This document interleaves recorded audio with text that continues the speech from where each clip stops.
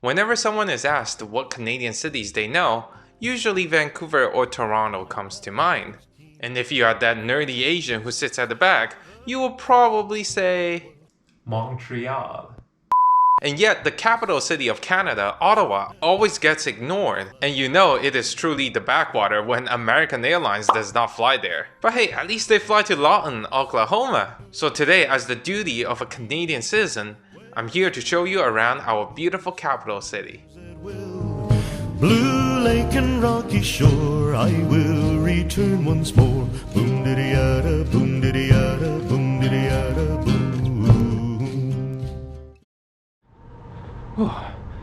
It's a beautiful and chilly morning here in the capital of Canada. Let's see what the city has to offer.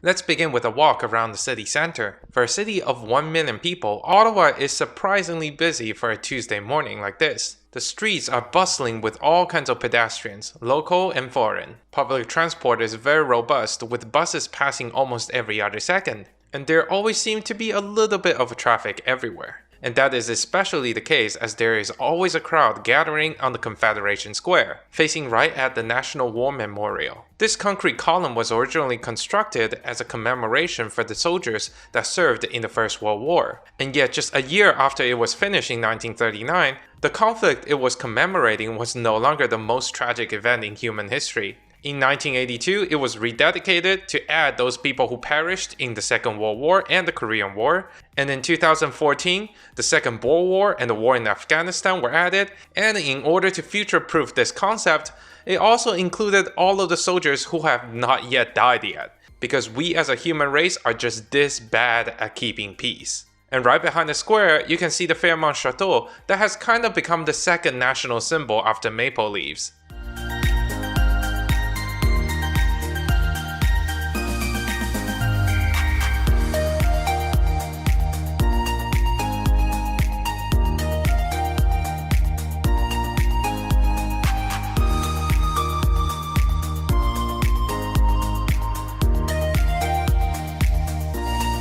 And right across the road is the UNESCO World Heritage Rideau Canal. What you see here is the beginning section of a 200-kilometer long canal that was prepared in case of a war against the United States. And the 8 locks you see down there are still being operated completely by hand, and it is the longest continuously operating canal in the entire North America. However, a war against the United States never took place, and the entire lifespan of this canal has been spent not serving warships, but pleasure crafts like this tiny little guy. And for more than 50 years in a row, in the winter, this canal is turned into the world's largest skating rink, because why not?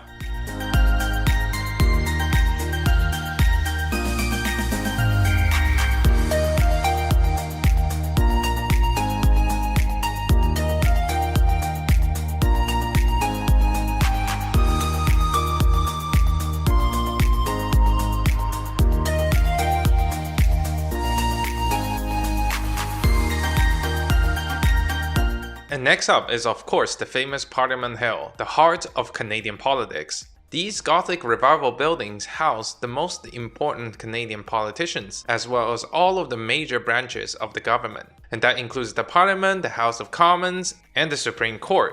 And in normal times, this entire compound receives more than 3 million visitors a year. But we all know these few years, it is anything but normal. So I could not even get closer to the buildings to have a deeper look due to extensive refurbishment works, let alone going inside and take an official tour. And I could only imagine how beautiful the library would have looked like inside based on the gorgeous exterior. And in the middle of the courtyard is the Centennial Flame, used to commemorate the 100th anniversary of Canadian Confederation. And you can see fire burning on top of water due to a very smart design that allows natural gas to seep through the water. And this allows the fountain to continue operating and flowing even in the dead of winter. And it is obvious that this was not its original form, because all of these toys, dolls, slogans, and shoes are a new addition this year in 2021. Because just a few months ago, a horrible discovery in my home province of British Columbia resulted in a pretty big scandal with the government as well as the Catholic Church. More than 150 First Nation children were found buried in a mass, unnamed grave just outside one of the old rehabilitation and re-education centers that the Catholic Church set up with the blessing of the government more than a century ago. And that is the reason why all of the Canadian flags you see are on half-mast. And immediately on the backside of the Parliament Hill is the Ottawa River, and it serves as the official divide between the province of Ontario and the province of Quebec. 1 minute, 37 seconds later. But I don't know about you. For me, no amount of scenery can be good if I cannot accompany it with some good calories. So a brief walk took me to the district of Byward Market, where the streets are bustling with all kinds of commercial activities, crowded with all kinds of gentrified ethnic food, pubs, as well as bars. The streets are cramped with all kinds of stalls selling things ranging from touristy trinkets all the way to leeks and potatoes. While the produce look very good, their eye-watering price put a stop on my shopping desires. And hey, since it is fall, look at this gigantic pumpkin. Okay, let me try to lift it up. Yeah. Okay. This is because I have not had lunch yet. And so I decided to settle down in a bakery in the center of everything called Le Moulin de Provence. This is where Obama came to buy some cookies when he did a visit here in Ottawa. And the market has been plastering his last name or first name ever since. But don't get fooled by its touristy outside. The artisanal cakes and breads are all top-notch. And per typical French tradition, I had to get myself quite a lot of delicious food.